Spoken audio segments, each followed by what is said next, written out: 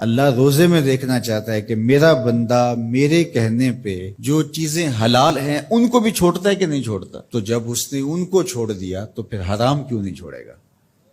اور جس نے روزے میں حرام بھی نہیں چھوڑا، غیبت بھی نہیں چھوڑی، جھوٹ بھی نہیں چھوڑا، لوگوں کو اذیت دینا بھی نہیں چھوڑا، تلخ رویے بھی ترک نہیں کیے، گالی گلوچ سب و شتم کا مزاج بھی ترک نہیں کیا، لوگوں سے رشوت لینا اور لوگوں کو اذیت دینا بھی ترک نہیں کیا، تو پھر وہ بھوک کاٹ رہا ہے. وہ اللہ کے حکم کی تعمیل نہیں کر رہا ہے، وہ تو کہہ رہا ہے کہ میں تمہارا امتحان لینا چاہتا ہوں، تم حلال بھی چھوڑو گے اور یہ حرام بھی چھوڑنے کے لیے تیار نہیں ہے.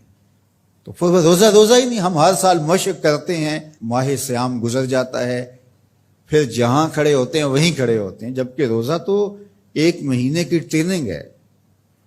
1 مہینے کی ٹریننگ کے بعد ہمارے عیب جھڑ جانے چاہیے، ہمارے گناہ دھل جانے چاہیے، ہمارے اندر کو تقوی کے نور سے مالا مال ہو جانا چاہیے. لیکن ہم نے مشق کی نہیں، ہم کام چور رہے. تو پھر نتیجہ کیا ہوا کہ جہاں کھڑے تھے وہیں رہے.